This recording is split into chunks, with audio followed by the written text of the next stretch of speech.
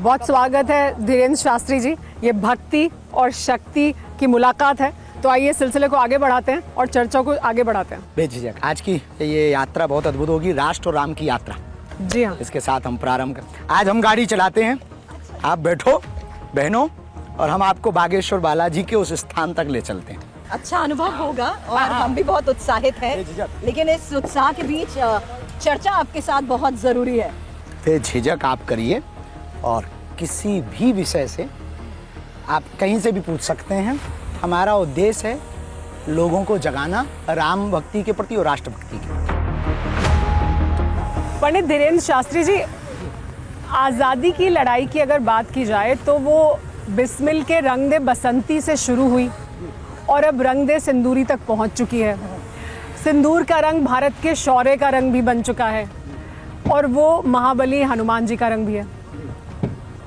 तीनों रंगों से भरा पड़ा है हमारा तिरंगा। देखें, त्रिरंगी है, हरा भी है, भगवा भी है, सफ़ेद श्वेत भी है। इसमें सभी रंग समाहित हैं।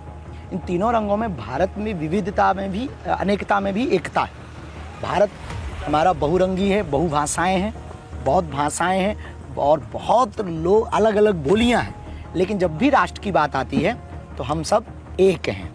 तो ये राष्ट्र प्रेम मजहब की बात नहीं है। राष्ट्र प्रेम एक पृथ्वी के प्रति उपकार, एक राष्ट्र के प्रति उपकार, तिरंगा के प्रति उपकार। जितना योगदान इस देश की आज़ादी के लिए हिंदुओं ने दिया, मुसलमानों ने भी दिया। हमने अपने जीवन काल में एक बात अपने आचार्यों से सीखी है कि हम किसी भी मजहब के विरोधी नहीं हैं, हम किसी व्यक्ति के विरोधी नहीं हैं। व्यक्ति के कर्म यदि बुरे हैं तो उसके विरोधी हैं। यदि वो आतंकवाद का काम करता, किसी को वंदे मातरम बोलने से दिक्कत है, किसी को राष्ट्रगान गाने से दिक्कत है, किसी को हिंदुत्व से दिक्कत है, उनके तो हम विरोधी हैं। लेकिन आप पंडित धीरेन्द्र शास्त्री खुद को आज़ाद मानते हैं, या मैं ये भी कहूँ कि अभी भी भारत को आज़ाद होना होगा, परिवारवाद के तौर पर, जातिवाद के तौर पर? भारत अभी गरीबी, जी भारत अभी आज़ाद हो चुका है अंग्रेजों से।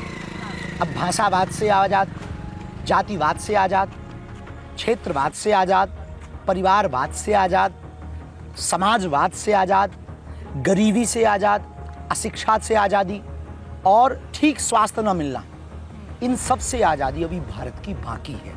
और यदि ये आज़ादी हो जाएगी तो उस दिन निश्चित रूप से विश्वामित्र का भारत विश्वमित्र की भूमिका निभाएगा। वर्तमान में भारत विश्वमित्र की भूमिका में, लेकिन ये तभी चरितार्थ होगा जब हम इन जो बीमारियां भारत के अंदर है उनको सफाया करेंगे। भारत ने अभी एक ऑपरेशन सिंदूर किया, ऑपरेशन महादेव किया। तो ऑपरेशन महादेव के तहत उन आतंकवादियों को मारा जिन्होंने हमारे देश में घर में घुस करके गंदा कार्य किया और उन लोगों को मारा जिनकी कोई भूल नहीं थी। ऑपरेशन महादेव के तहत भारतीय आर्मी ने और रक्षा मंत्री की पूरी टीम ने और भारत के जवानों ने बहुत अभूतपूर्व शौर्य दिखाया। लेकिन अब एक और शौर्य की आवश्यकता है। वो कौन सा शौर्य है? वो शौर्य है इस देश में जो भेदभाव, छुआछूत, ऊंच नीच, जातिवाद, क्षेत्रवाद, भाषावाद के नाम पर लड़ाइयाँ हैं। हम चाहते हैं इस देश में एक बाबा जी की आपने अभी यहाँ पर जातिवाद का जिक्र किया, इस पर ब्रीफली बात करेंगे, लेकिन आज़ादी पर आ जाते हैं। ऑपरेशन सिंदूर की बात की, अकाल की बात की, आपको लगता है ऑपरेशन सिंदूर सफल रहा? देखिए, हम जिस भारत में रहते हैं, हमारा भारत युद्ध को आगे नहीं रखता। हम उस देश के हैं जहाँ युद्ध नहीं, बुद्ध को चुना जाता है। हम बुद्ध के देश के हैं, हम राम के देश के हैं, भगवान कृष्ण के। प्रथम हमारे सनातन परंपरा में शांति का पाठ किया जाता, लेकिन कोई छेड़ता है तो छोड़ते नहीं। भूल करके भी किसी को ना छेड़ेंगे हम, छेड़ने पर किसी को ना छोड़ेंगे हम। अब उन्होंने छेड़ा है तो परिणाम तो मिलेगा, लेकिन एक बात माननी पड़ेगी, ऑपरेशन सिंदूर इसलिए सफल रहा कि हमने उनको घर में घुस कर मारा। हमने पाकिस्तानियों को नहीं मारा, हमने आतंकवादियों को मारा।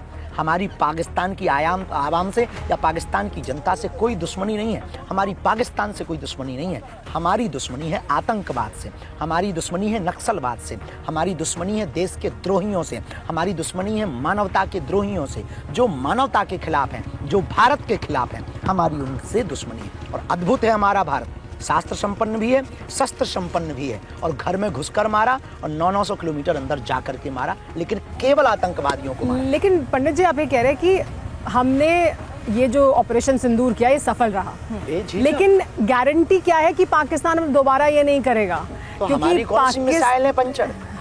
हाँ, वो करेगा तो दोबारा फिर देखा जाएगा। नहीं, वो आसिम मुनीर तो बता रहा है कि उनके पास मिसाइलें रखी हुई हैं, वो कह रहे हैं हमारी मिसाइलें किस दिन काम आएंगी। अभी हाल ही में फिर दोबारा बयान दिया, कहा एक कि बात देखिए हम- हमारे पास भी मिसाइलें हैं। आपके इस आज के इंटरव्यू पे एक बात हम कहना चाहेंगे, यदि हमारी बात कभी पाकिस्तान के रक्षा मंत्री पाकिस्तान की आवाम से होगी या प्रधानमंत्री से, तो हम उनसे एक बात कहेंगे भारत की तरफ से, चलो युद्ध हो जाए, लेकिन युद्ध मिसाइलों का या गोलियों का नहीं। किसी कवि की हमने लाइनें सुनी थी, हमें बहुत प्रिय लगी। हम उनसे कहेंगे चलो युद्ध हो जाए, पर गोलियों की और मिसाइलों का युद्ध ना किया जाए, अपने अपने देश की गरीबी मिटाने का युद्ध किया जाए।